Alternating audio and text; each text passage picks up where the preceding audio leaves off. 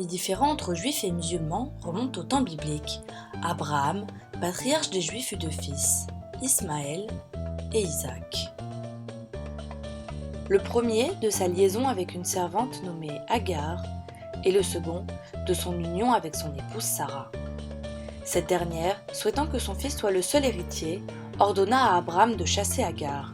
Elle partit seule dans le désert avec Ismaël, premier ancêtre des musulmans. Mais faisons un saut dans le temps. Dans les années 50, la France connut une forte vague d'immigration de juifs et de musulmans venus d'Afrique du Nord suite à la décolonisation.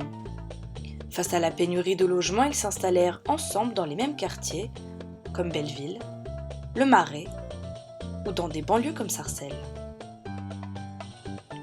Les Juifs, qui pour la majorité avaient la nationalité française grâce au décret Crémieux de 1870, se sont intégrés plus vite et ont commencé à quitter les quartiers communs.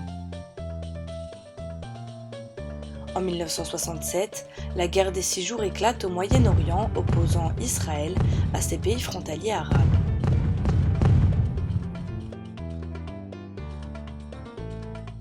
En 1968, le conflit commence à s'importer en France et les premières émeutes éclatent dans le quartier de Belleville.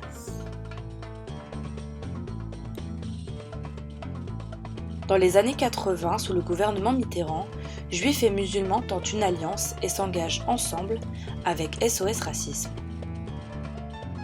Mais l'entente ne dure pas. Après la première intifada, aussi appelée guerre des pierres en 1987, les membres juifs quittent SOS Racisme, considérant que les membres musulmans sont devenus trop pro-palestiniens. Peu à peu, les juifs se renferment entre eux, ils ont de moins en moins de relations avec les musulmans et l'islamophobie monte en France. Des faits divers terribles n'arrangent rien entre les deux communautés, comme en 2006, le meurtre d'Ilan Halimi par le gang des barbares, la tuerie de Mohamed Merah en 2012, et en janvier 2015, l'attentat de l'Hyper Cacher. Malgré tout, dans ce climat de tension, haine, violence, peur de l'autre, amalgame, antisémitisme, islamophobie, racisme, communautarisme, certains croient toujours une amitié possible. Et pour une fois, c'est à ces personnes que nous avons donné la parole.